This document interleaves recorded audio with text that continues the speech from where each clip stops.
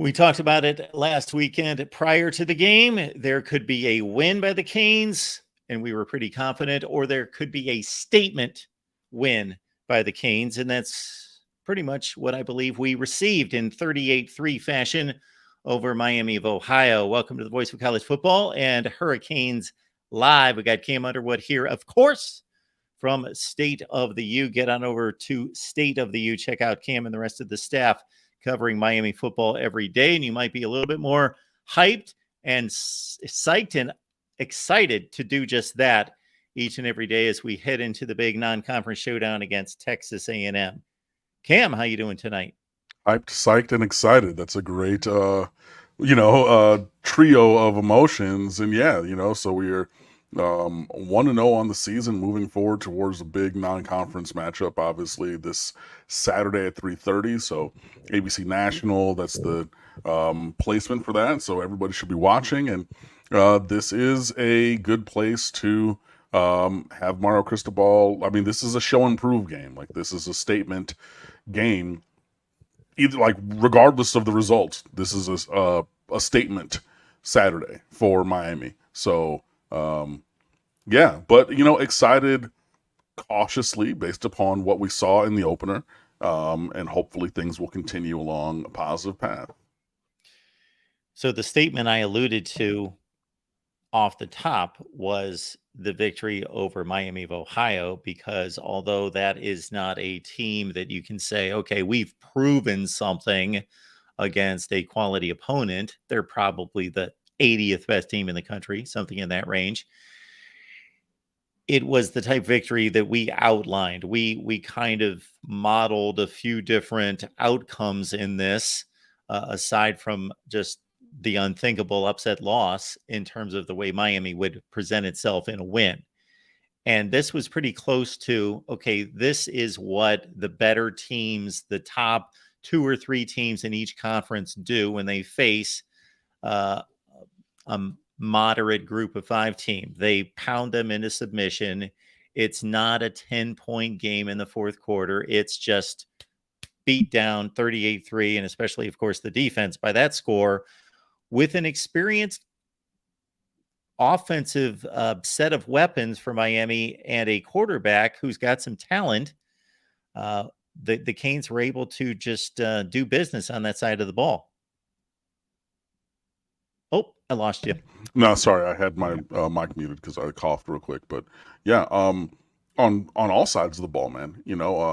Miami's coach came out this week, and he was talking about somebody's out for a couple of weeks, injured, and there's some nicks and some bumps and bruises, and say, hey, that Hurricanes team, that was physical. They whipped us on both sides of the ball, like, strongly from the start of the game all the way through. So that's something that I think you can take away as a very big positive for Mario Cristobal and building this team the way that he wants it to be. Because, like, against a team like the Red Hawks, the Hurricanes should have leaned on them the way that they did. They should have been, bigger, faster, and stronger, and made Miami of Ohio feel that, and did. So I think that portends good things. I'm not going to say that this is a 10-win team. I'm not going to say, I'm not going to say any of those things, but, like, you can start to see the vision coming together for Mario Cristobal of how he wants this team to be built, how he wants this team to play on an every week basis. And yeah, like, the offense was vanilla. Tyler Van Dyke, 17 out of 22 for 200 yards, a touchdown, and a pretty bad interception, not going to lie, because he didn't even see the defender there. And Shannon Dawson said he put Tyler in a bad situation for that. I'm like, yeah, but, like, the over route was wide open, and I see, like, why he threw it, how he threw it. If he would have, like, ripped that ball and put it on Jacoby George, who I believe was the intended receiver, like, there was a window way before the point of the interception to make that completion. But the way that he assumed that backside corner was playing man and he was playing cover 2. And if there's nobody in front of you as a cover 2 corner, you sink and find depth. And he found the football right there. and that's like the same play that Corn Elder had the game-winning interception in overtime against Nebraska back in 2015, if you want to remember, like from a defensive standpoint of like cornerback play on the micro. But yeah, overall, I think that it was the kind of performance that everyone wanted to see. Yeah, we would have preferred if the Hurricanes were able to go like just bombs away in the passing game more. But the Red Hawks were like, we're going to play coverage and we're going to make you run the ball and we're going to try to, shorten the game a little bit and things like that. And so the Hurricanes were like, cool, we're going to run the ball at almost 7 yards a clip. We're going to have 4 running backs get in here and, rotate in. We're going to lean on you with this offensive line. That touchdown by Mark Fletcher following Anes Cooper on power to the left was, textbook perfect. Like, hey, what do they teach guys? Follow the pulling guard, and you see him big 6'6", 350 coming right. Like that poor little cornerback over there. Like this is not going to end well. And like Mark Walton is still running untouched on that play, so that was kind of a journey of an answer, but we got a lot of the things that we wanted to see. Starts to set the foundation for how we want this team or how Cristobal really wants this team to be built and play based upon that construction, and hopefully that will spin forward to a proper performance coming up here on Saturday. All right, Falconer TRX, we always appreciate your presence and your contribution here. Falconer coming back with good fan turnout, stayed to the end, even in the rain. Yeah, all of that's true. It was loud in there. I know people always want to talk, and I've seen people this week, of course, like Texas A&M fans talking about, well, we sold out 102,000 for the Miami game last year, and y'all haven't even sold out like your stadium that doesn't hold 102,000. Whatever. Ask any team that's come in. I mean, like, absent like the North Carolina 2020 blowout where they're just running counter over and over again, it gets loud in Hard Rock Stadium, even if it's not fully packed, even if it's 42, 45,000 people in there. Like, Miami Hurricanes fans are a loud bunch, and it gets loud in there. You have the partially covered roof, so it keeps some of the sound in there. But I mean, like, ask Notre Dame, ask North Carolina State, ask any of these teams that have come in here recently, even if they have beaten Miami, they're like, yo, like that's a real atmosphere there. Like they bring it, even if it's not 100% like every single seat full with standing room only, like the atmosphere is there. So like I'm not concerned about any of that. But yeah, the fans did stay through the rain last week and everything, and supported this team, and I think that's going to continue. Leroy, the Black Ninja Turtle, states that Don Chaney looks like what we saw before he got hurt. Amazing. Kobe Young is wide receiver 1. Okay, yeah, Kobe Young. Yeah, Don Chaney, I mean, look, he had that 20-yard touchdown run where he was just like running through everybody. He, I leave the stats up for this very reason, had 8 carries for 38 and that 20-yard tutty in there. So he was 4.8 per carry, and that was like the fewest yards per carry of any of the backs. AJ Allen had 5.2. Mark Fletcher, who I already mentioned, had a touchdown, 76 yards and 8.4 per carry, and Henry Parrish had 10 yards, even a carry, 90 yards on 9 carries. So all of the running backs did business. Don Chaney did have the last touchdown. I know that the Red Hawks went to the second team defense a little bit at that point, but you're starting to see what we saw way back when with Don Chaney Jr. I don't necessarily know that he's going to ascend to running back 1 standing in this year, but if he's able to bring that performance and physicality to the table weekly, even if it's, in limited snaps, that's a big value add to the team. Colby Young did have a great day. Had that touchdown on the screen on the first pass of the game, on the first possession of the game. But I bet you didn't know Jacoby George was the leading receiver with 6 catches for 56. And then, of course, like the safety blanket named Xavier Restrepo was the second leading receiver. But Colby Young he's working his way into a guy that like you can call a him play for. Like it's 3rd and 8 and we got to figure it out. him. He's not all the way there, but he did show some flashes, so that's pretty great. Falconer has this to say: 4 running backs averaged 4 to 8 yards per carry. Why throw? Miami averaged 6.9 yards per rushing attempt on the day. So basically, and that's with a kneel down in there. So we'll call that 7. And that, just because the numbers will work, right? 7 yards a carry. Yeah, we're going to lean on them. And especially because the Redhawks were playing so much coverage. And even with that, it was balanced. We ran for 250 yards on 36 carries and completed 20 passes for 243. So just under 500 yards total offense, damn near split. 7 yards from down the middle. You know what I mean? 7 yards a carry.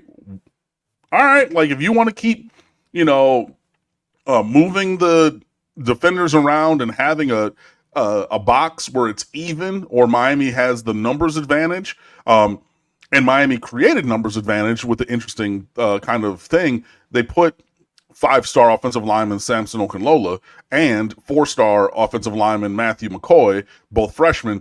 They put them in 80 numbers. They put them in as tight ends and brought both of them in at the same time. So you go from having 5 offensive linemen to 7 offensive linemen on the field together, and then just said, we're gonna run that, and it was they were numbers 81 and 86, and they were people in the press box were like, wait, who is that number? Is then they were finally they put these guys in these numbers in addition to having 30-year-old Cam McCormick starting at tight end, and he did a great job blocking in the run game, which is why he's here and in the rotation at that level. But yeah, to the point, if it keeps 4 yards a carry is a first down every 3 plays and a touchdown at the end of the drive. You're getting almost double that at 7 yards a pop. Keep it going. And again, you end up having 243 and 250, balanced attack on the day. You work a lot of stuff out, and you keep it moving.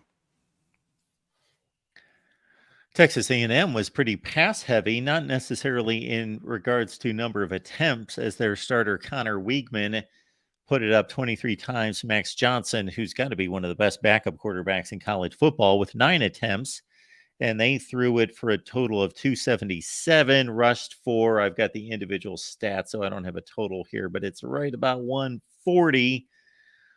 Texas A&M were used to being a little bit more run heavy, and certainly that game was a rock fight last year, but maybe a little bit more pleasing to the eye this time around with better quarterback play. Yeah, they ran from 134, and they were definitely leaning on the passing game. Evan Stewart, wide receiver number 1, that's his in the program on his jersey and also on the depth chart.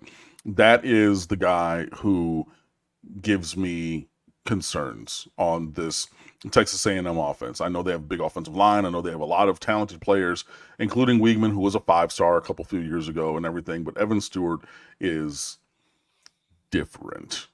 And so what we're going to be able to do with him this Saturday is really going to be a large part of the puzzle of what happens. But, to the point of Texas A&M's game, Bobby Petrino has coordinated lots of explosive offenses in his career. And think of him what you will for personal shenanigans. Think of him as a fox in the henhouse trying to usurp the power of Jimbo Fisher, which that's my own personally created conspiracy theory that is just headcanon. That's hilarious to me. He's really trying to do that.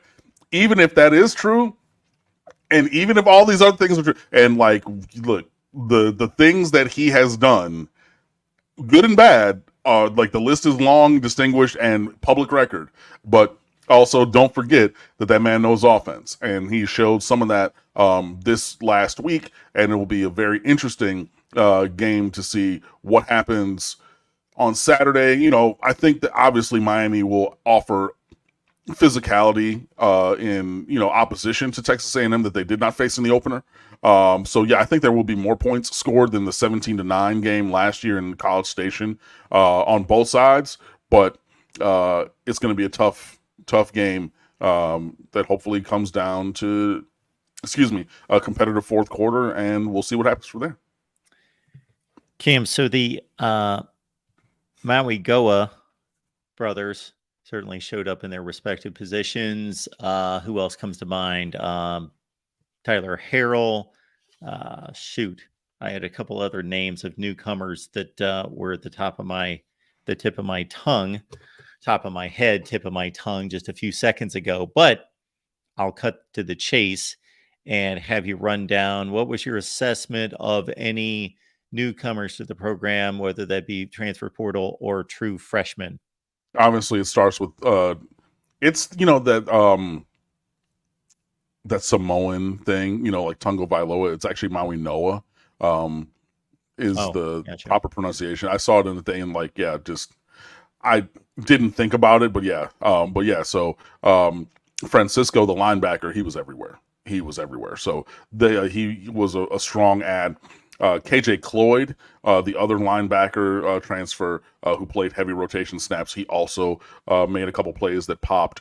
Even though he's not a transfer and he's not new here because he's from here, went to Miami Northwestern, was All-American in high school and everything. Just want to continue to shout out Cam Kinchins because he's added physicality to his game that we didn't see from him last year. He made a couple of plays that he hit like a Mack truck. There was one on the Miami of Ohio sideline when he closed down somebody. I think it was they even gained yards on the play. It was like a 7 or 8 yard gain.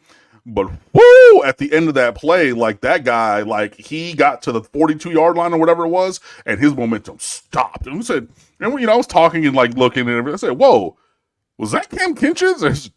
Yeah, that Kinchins. It looked like a James Williams type hit. That was brick wall type stuff. So just want to continue to shout him out. Hey, excellence continues to be excellent.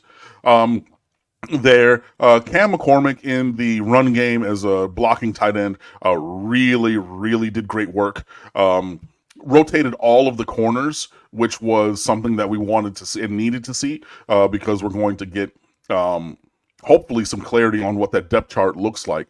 So Devontae Brown, Damari Brown, Jaden Davis, all these guys, and on the opening or the starters list on the card in the press box, I think that they went off of last year's positions in a couple things. It was Corey Couch outside, Jaden Davis inside at nickel. It was what? Rotate those around. You know what I mean? I get what you're saying, and they could all start, but 2 to 3, 3 to 1, 1 to 2. Just do the little rotation, and that'll work. So we had some of that.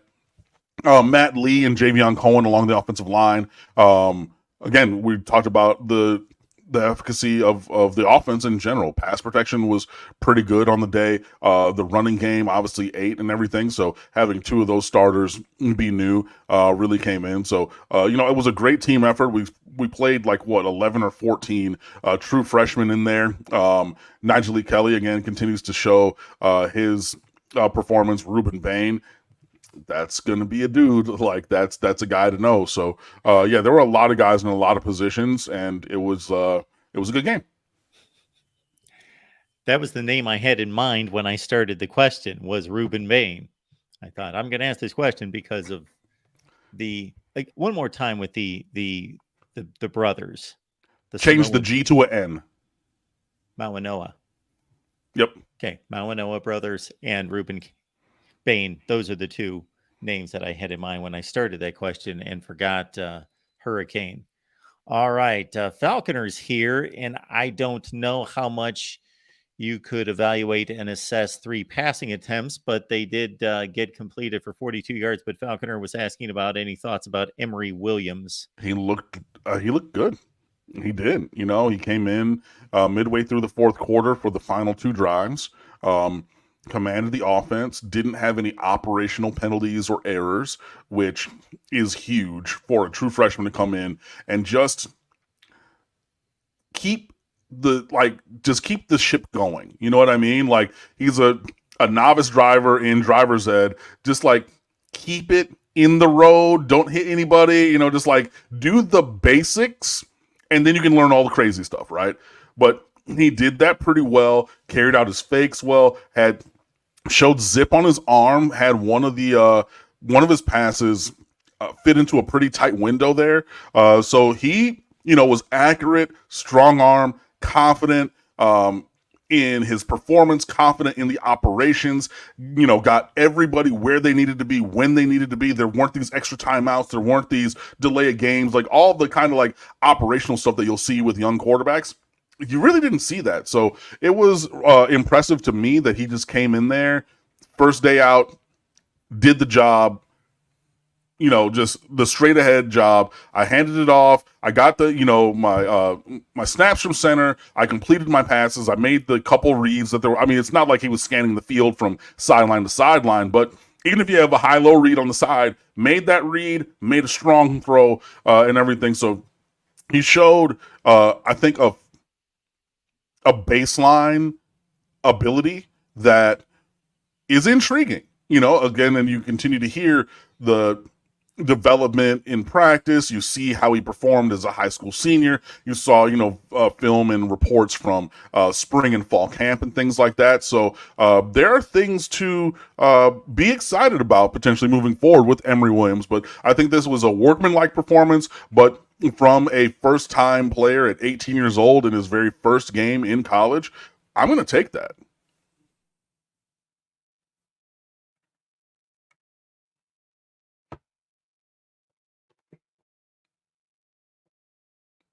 Am I frozen?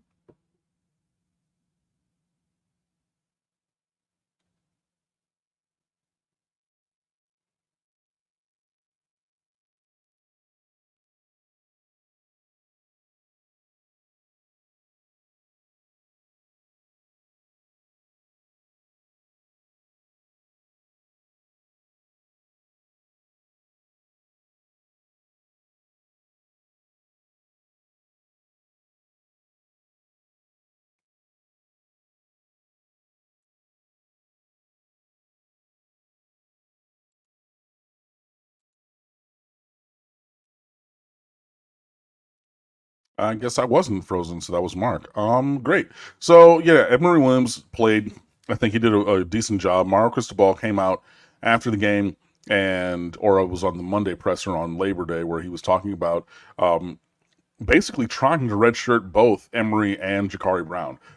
Excuse me. So that is something to track through the rest of the year. Obviously, if you don't remember, there's the 4-game redshirt rule where you can play in 4 and still redshirt. So there are 3 more chances for Emory Williams to get into games if need be and maintain his redshirt ability. I was talking in the press box about, maybe seeing Jakari Brown in the opener for the final drive, but, really looking at trying to redshirt him, then keeping him out of the opener to save his ability for like the Texas A&M game where we can revive the, UPS Express, what can Brown do for you package.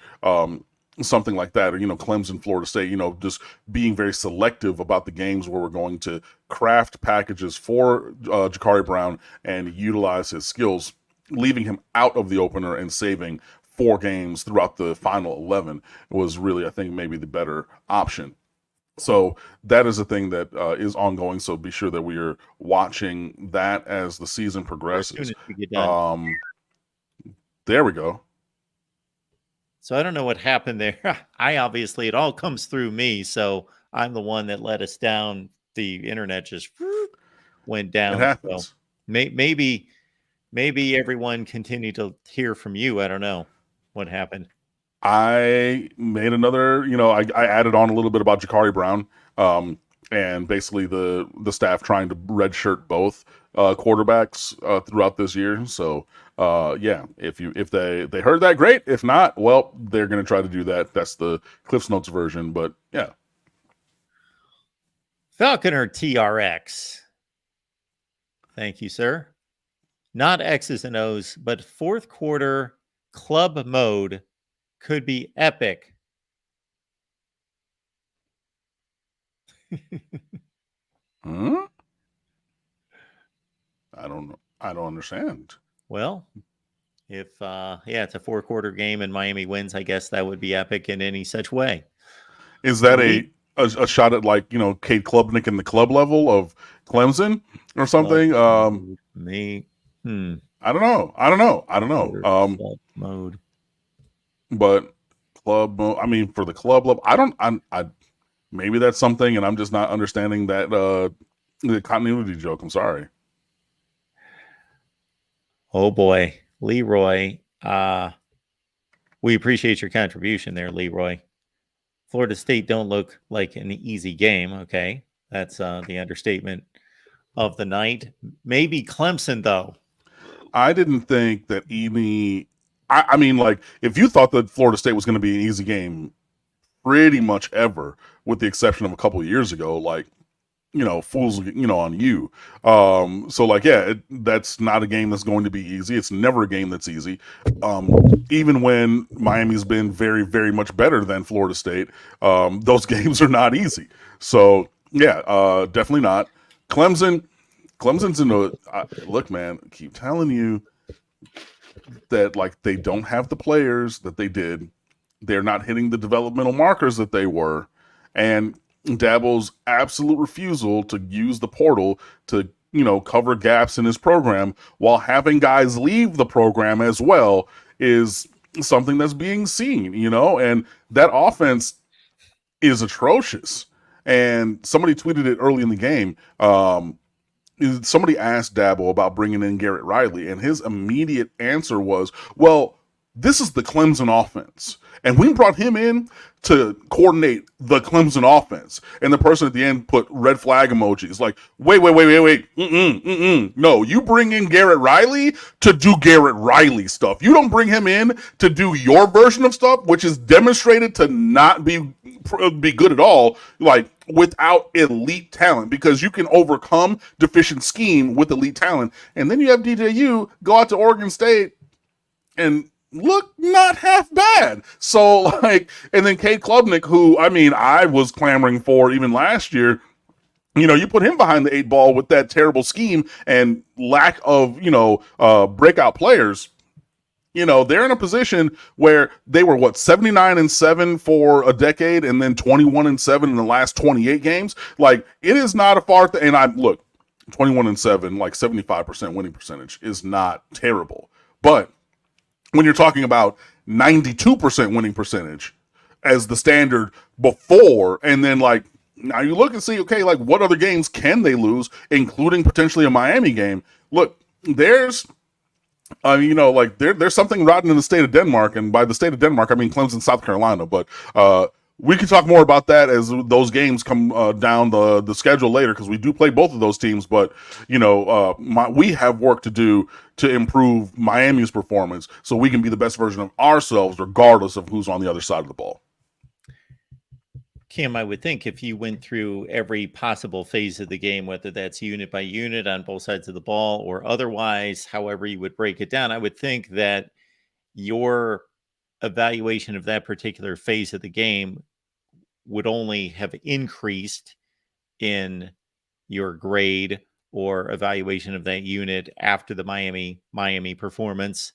And or if at very worst it would have stayed the same, thinking maybe, okay, because of the opponent, I really can't get too high on this particular unit. I can't think that there are really any negatives that you're taking away from that game.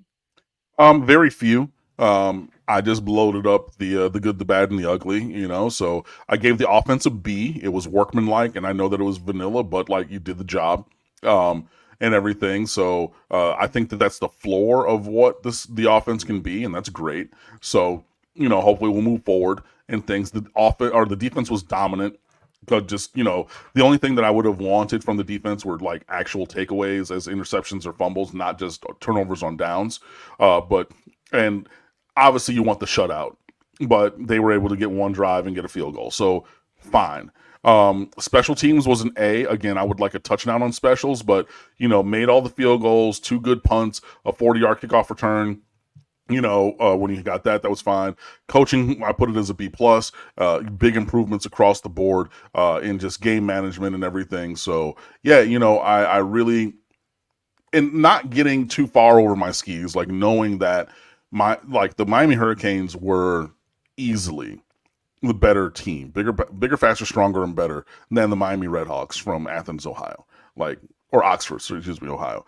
That was a known thing, but you handled business and you operated in that game in a way that you should have, that we have not seen Miami do against similarly talented teams in years past. So now having that performance gives me more confidence in this group, but I'm not going to say, okay, where I was a week ago saying this should be a win, Miami should cover, and did. Again, where's your friend from Hustle Bell talking about 21 points for Miami of Ohio? Like, I still don't know where he was just grabbing points out of the sky. I have no idea where that thought came from. Even if you're looking at the over under kind of number, that was ridiculous. We But all I'm not miss going to go from, predictions. well, that was his prediction. He said 30-21. I know, Not but I'm you, just but saying we all miss predictions. yeah, but still, like, I just, that we do all miss predictions, yeah, but I just didn't see that one at all for 21 points. But what I was going to say is, I'm not going to go from where I was 2 weeks ago of saying 7-5 proved me wrong to 11-1 ACC championship game appearance. Like, I'm not there. Obviously, this week is a big hurdle. Obviously, we need to see things continue, but what I saw and the way that this team played, I believe, is a step forward, which gives me hope and optimism that this can continue. But you do have a very, very strong test coming up in 3 days' time, so it needs to show itself. And even further development and improvement from where we were in the passing game in terms of third downs, because third down was, hold on, what was it? It was home. Where to go?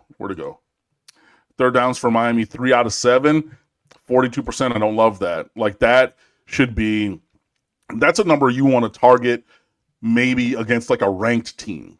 3 out of 7 against a Miami of Ohio, that's a little, I don't know. You know what I mean? And obviously, I want more than 42%. But if you have that kind of performance against a ranked team, because like we didn't come close to 42% conversions against Texas A&M on third down last year, right? So there are still things that are like it's not perfect. This is not the 2001 team. This is not just a team that's going to run ramshot over everybody, but I think that there are things to like, and it points us, really squarely to this game at 3:30 on Saturday. Speaking of predictions, you can join us on Patreon. Patreon.com/MarkRogersTV is the place to sign up. You get our Discord link, talk college football 24/7. You get my predictions, 16-8 against the spread. That's the start this year. That'll get the job done, folks. 16-8 against the spread. So $5 a month on Patreon.com/MarkRogersTV. I did not pick the Miami game. Wasn't on my list of predictions, but we'll be picking the Miami Texas A&M game, of course. Yep. Opened at 6.5. Sorry, it opened. Well, the early line was Texas A&M -7.5. After last week's games, it opened officially for betting at Texas A&M -5.5 or 6.5, and I think it's down to 4.5 or 4, maybe 3.5, depending on the book that you can find. But yeah, those lines, at least that I said, were from one of our partners, but it's not a partner on this show, so I'm not going to tell you who. It's quite all right. You can mention them. I would love to have 7.5 points. That is one of the key numbers in sports. We do a segment with Steve Merrill from Wager Talk. Lets us know that 3 and 7, those are two of the biggest numbers in football, of course, in terms of, if you're a novice, it probably doesn't matter. You're just throwing something out there once in a while. But if you want to strategically approach it, like it's a big deal, whether it goes from 3 to 3.5 or, from 7 to 7.5, etc.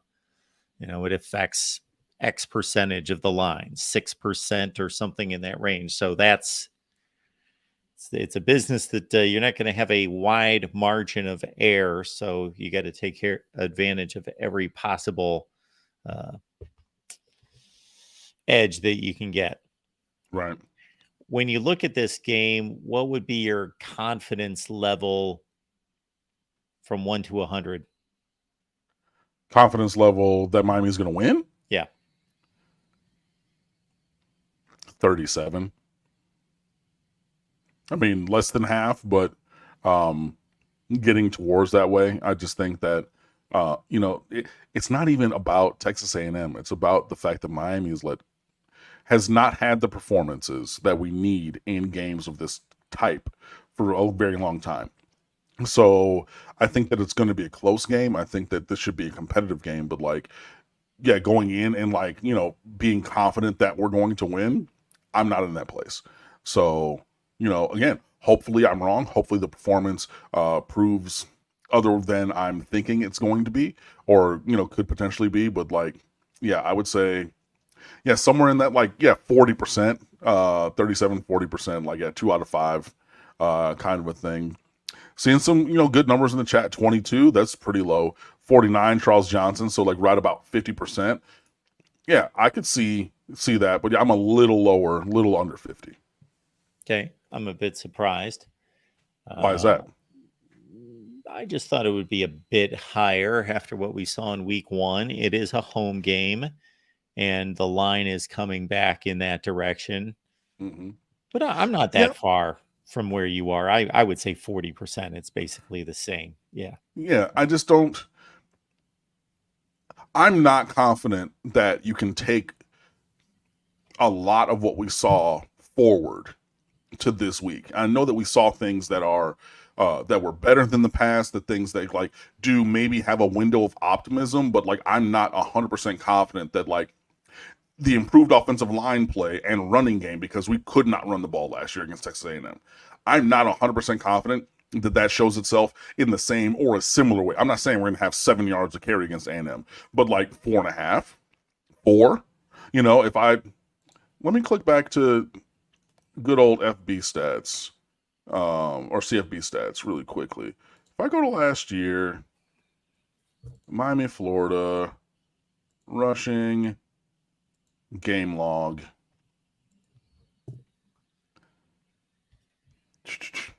We ran for Actually, we ran the ball a lot better than I thought. 175 yards at 4.86 a carry on 36 carries last year. That was actually the third highest yards per carry, second highest against FBS, because the other one that was like almost 8 or 7.25 yards was Bethune Cookman, so like that doesn't count. But that was one of our better rushing games. I misremembered that. But, are we able to continue that and then like turn those drives into points? Are we able to, not have the turnovers and things like that, and everything? I'm not 100% sure that what we saw last Friday is going to transfer to this Saturday, especially against a team of the quality and caliber of player and just, unit that Texas A&M has. That's why I'm a little under 50%. Yeah, I get it. Makes sense. I can't recall this. My playing career, I wouldn't even call it a career, but playing in high school, various sports. Anyway, playing an opposition for a next time or a next time or a next time. I was just wondering, and I'm sure, of course, like most things, every person, every individual athlete is different, but processing the thought of getting back on the field against the same opponent a year later, and processing not just as a team, okay, we lost to this team, but it was really close and we could have beat them. But though all those individuals processing, if they come across the same players, which they will Mm-hmm. in certain instances, and thinking either, hey, I know this guy's on the field, but hey, I think I can handle him. Whether it's a tackle lining up against a tackle or a DB against a wideout, or thinking, yeah, this guy was pretty good last year. You know, Yeah. it was kind of rough keeping up with him. Just having those kind of thoughts of coming back a year later and seeing some of the same athletes on the field would be just kind of interesting. Yeah, it definitely would be, but hopefully we're focused on the task at hand and not, the record books or things like that. Because I think that's, when you get in your head, that's when you kind of, you're not focused on what needs to be done. But again, hopefully, Mario Cristobal is directing this team in the right direction so that they are focused on the task at hand and are able to execute. But I need to see a positive result, especially in a game against a team of the caliber of Texas A&M, even if they're not.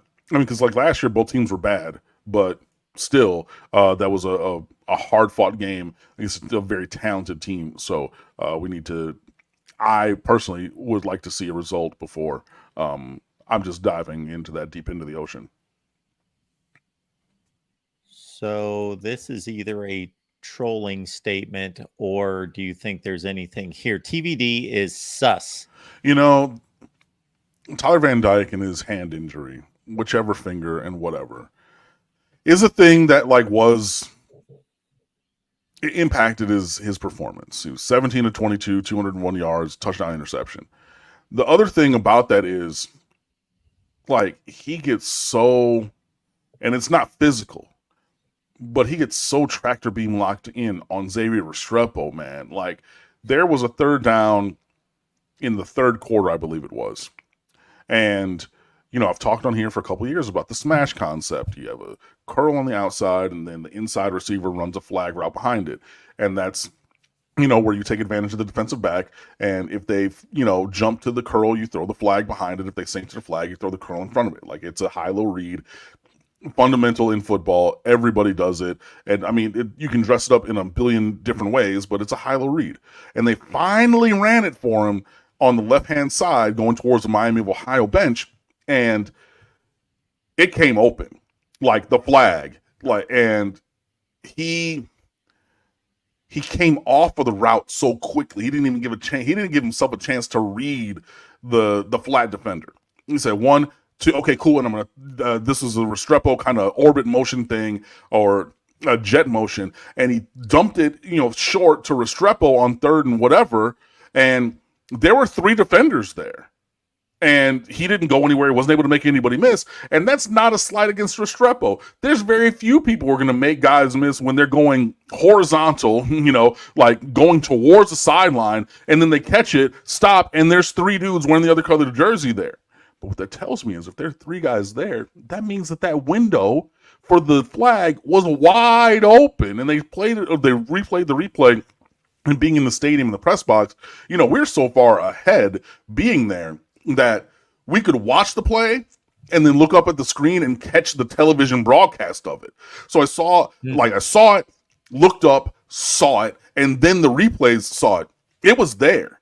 And he didn't even give himself a chance to do it. Why? Because he was like, I would rather throw it to my roommate, number 7, than like go through the progression to a kind of thing that, like, again, we talked about last year that he loves throwing and is great throwing and didn't even give himself a chance to do it. So, like, that was a little off-putting in the game, but hopefully he's able to prove people wrong. And, I mean, he ripped it a couple of times, like, really sat there and said, you know, with intent and focus and, you know, just some oomph behind the ball, but he's really going to need to be able to do that and stretch this field, hopefully, this week coming up. But again, Miami of Ohio played so much coverage that we kind of just went to, you know, the vanilla run the ball down their throat offense. But Tyler Van Dyke is going to need to step up in this game, and this is a spotlight game for him if he wants to be considered at all an NFL prospect.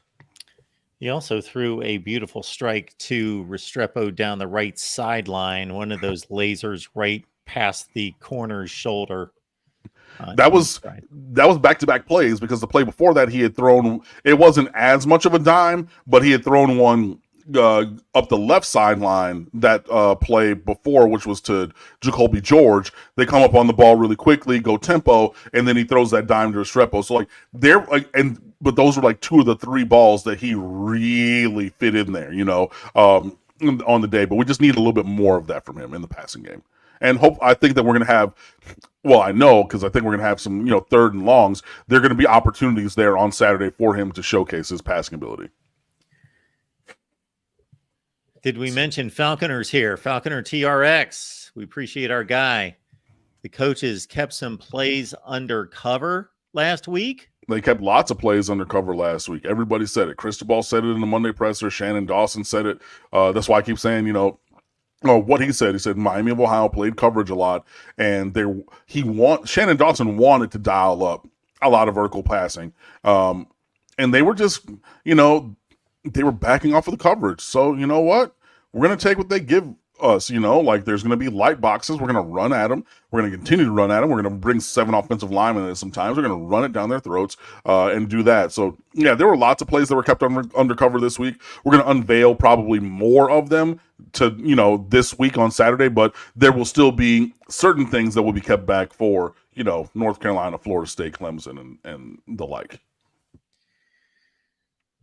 Falconer is also taking the lead to let everyone know that they need to hit the like button. So please do that. We appreciate that encouragement there, Falconer TRX. Thank you for being here, and everyone else with about 190 on the line. Before we go on, I wanted to shout out Dre and JP from the parking lot, from the tailgate. I was walking to go hang out with some other friends, and a couple of watchers and listeners were there. Stopped me as I was going around, so had a couple beverages with them, and a wonderful, incredibly delicious smash burger while we were talking about some stuff. So they say that they watch us every single week and everything. We're very excited. So I did want to, just give them a salute and a shout out, man. It's really cool to, because we put this stuff out, and sometimes, like, you don't know who it's going to or who's consuming it, but being able to see you guys out there was really cool. So, glad to meet you guys, and your friends and family members who were out there at the tailgate and everything. We really appreciate that support. So, pleasure was mine. Wanted to shout y'all out. I really appreciate it. That's very cool. I had 2 interactions this week. One was in a McDonald's where about an 18-year-old kid tapped me on the shoulder and said, "Are you the voice of college football?" I said, "How you doing there?" And so he wanted to have a little conversation. His girlfriend was tapping her foot, want him to get out of there, but he was extremely nice and engaged. And the other one was kind of odd because I was at the gym and I was doing something where I was kind of bent over and looking at the floor, and somebody took their phone and just shoved it in my face like this and goes, "Is that you?" And I said, "Yeah." And he said, it was a dude about 20, early 20s. He said, "Yeah, my buddy and I were over there going, is that Mark Rogers over there?" Yeah, I'm just in here trying to do these good mornings and everything. I mean, wait till I'm done with this set. I can, get out of here. But like, that's crazy. All right. Muhammad, thank you so much for the contribution. Very nice of you. Bring on A&M. I want to play some Smash Mouth football. Go Canes. Yeah, man. I mean, if we're able to play Smash Mouth football, and again, looking back to last year, we actually did to an extent. I mean, almost 5 yards of carry, able to run it on them last year. So, I mean, this is going to have to be a physical game. This is not going to be a finesse game. This is not just going to be a track meet where we're just running around or something. We're going to have to go. Yeah, we want to go by them and pass them, but if we want to win, there's going to be a lot of times where we're going to have to go straight through them. So I'm with Mo. Hey, bring it on. Let's be physical. Now, this is more of an off-season question, but I don't see any other pertinent questions to the matchup or anything else otherwise. So I'll throw this out there. Autism Awareness for Life has a simple question for Cam. I like one of these kind of inside baseball kind of questions.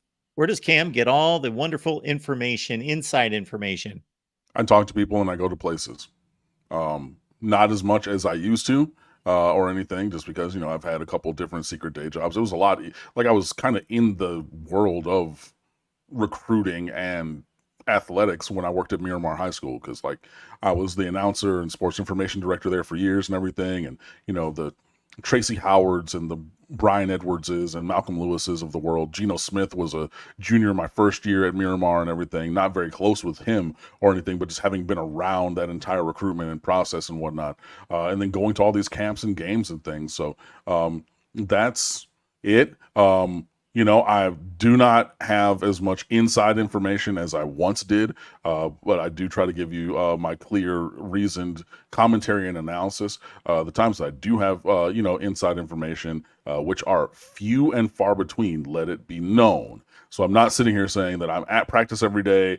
I'm talking to all the coaches and the players behind the scenes and whereas I whereas I was closer to the program on a daily basis in the past, I'm not that close now. So I hope that that is understood and known, because I'm not trying to say that I'm the most knowledgeable insider and I know everything, because I don't know everything that's going on at all. But I do still hear some things just from the connections that I've built over more than a decade doing this. And there's other content creators and bloggers and, the full-time journalists who are around that I know, and other kind of things. So yeah, basically I talk to people when I go places, and I also read and watch everything. So obviously, as I was transitioning to the new secret day job over the summer, there were a couple of things that got by me, but most of the time, if you remember, if you watch this, Mark will ask me about, this article or this interview that somebody did, and I have read that and I have watched that. So that's why I will say, what I have seen, heard,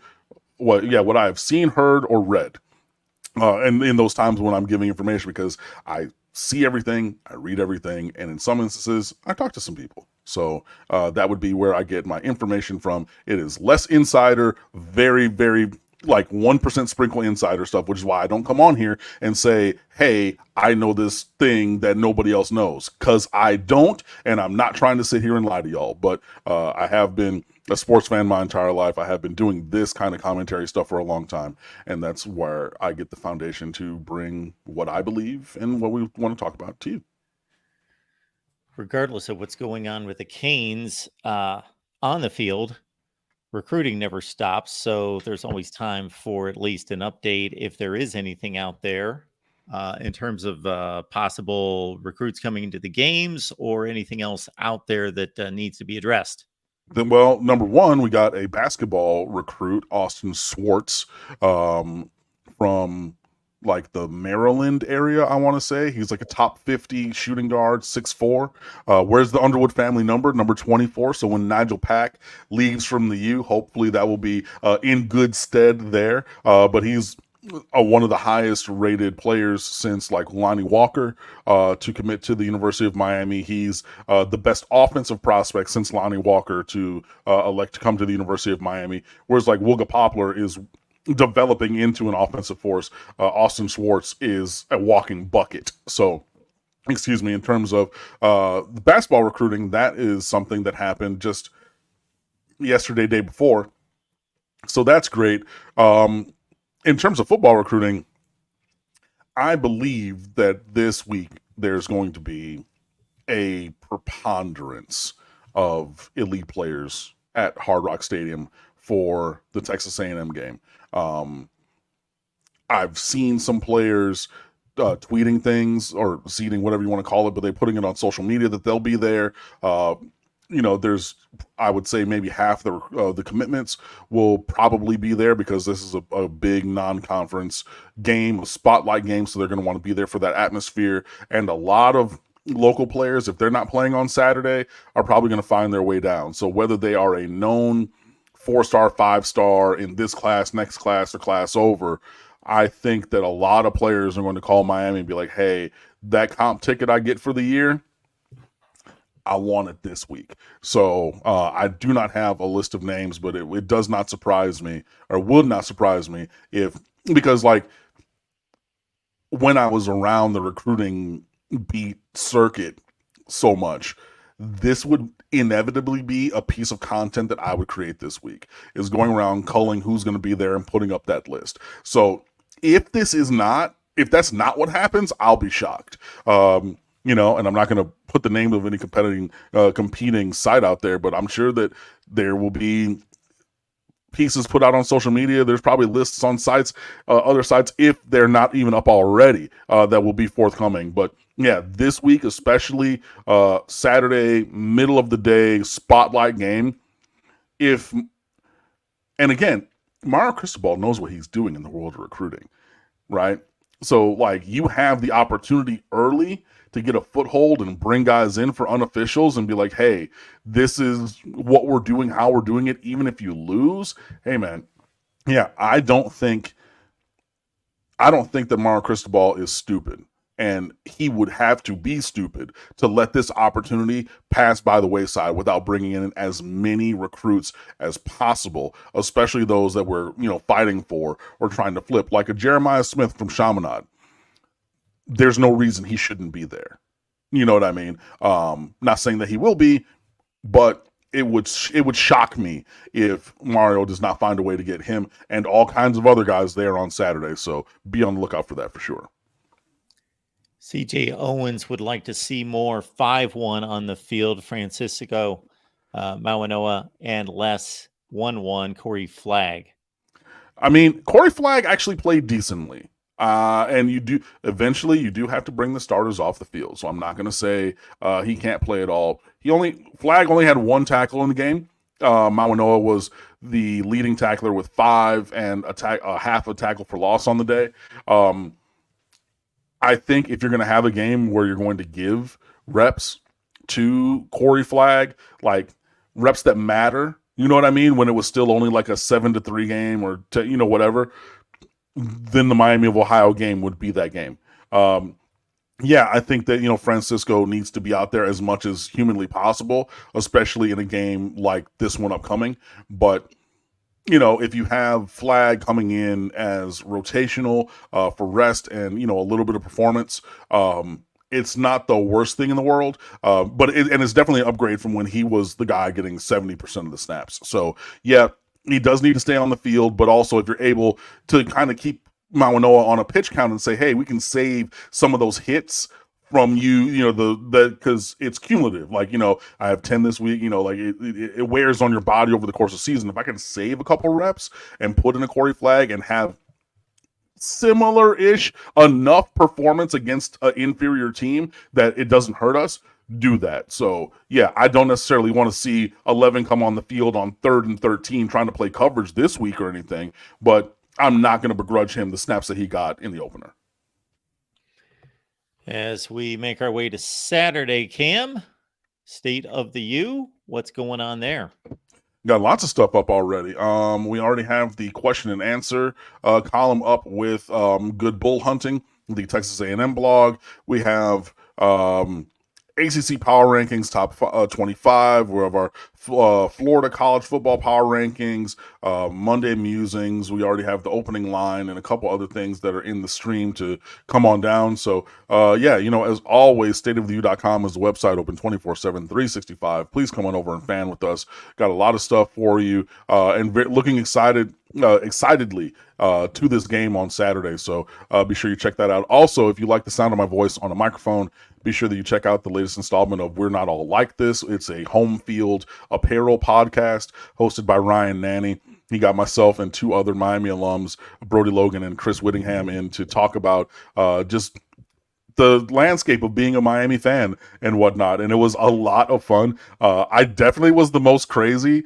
of us, but I am who I am, and it's at a point, and I've just about to finish listening to the episode, not to give everything away, but to one of the questions about, basically like there's some crazy fans and we're not all crazy, but all 3 of us on the panel were like, yeah, we're Miami. We kind of are like this. So I was very happy to enjoy. It was a lot of fun. So please go check that out if you enjoy. Again, it's the latest installment of the We're Not All Like This podcast with Home Field of the Miami Hurricanes edition. I was on there as a guest. So got a lot of stuff out there. Hopefully you guys watch that. Hopefully you guys are listening to that and come on over to State of the U and fan with us. And hopefully you're back here next Wednesday night so we can talk about, we hope, a big win for Mario Cristobal's Canes moving forward into the rest of the season.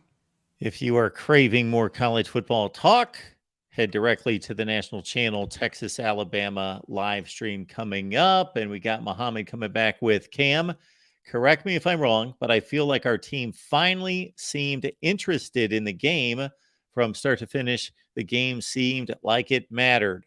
I won't, disagree with that. The performance was strong from beginning to end. I did think that there was good focus. There were still things to clean up. There were still penalties. There were still turnovers. There were still, a couple misassignments and things like that. But yeah, this, again, holistically did feel like an intentional game where, like, yeah, everything mattered.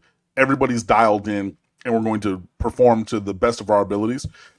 Hopefully, obviously, that is what has been installed over the course of the offseason, over the course of spring practice, fall practice, and moving forward. But yeah, and I think that the 38-3 byline or score line against a group of five team, which, Miami had struggled with in years past, and especially last year, points to that. And hopefully we're able to take, where everything, where Miami was interested and dialed in and focused, that will need to continue on Saturday for the Canes to get a win. But that's a good observation, and we'll talk about it again next week. We have more people here right now than we have the entire hour. So you know what that means. Just sit tight, re-rack that baby, and you can listen to what you missed. All right, Cam, appreciate you being here. Have a great rest of your week. Hope to see you back here next Wednesday. Gotcha, man. Always a pleasure. We'll talk soon. Thanks, everyone.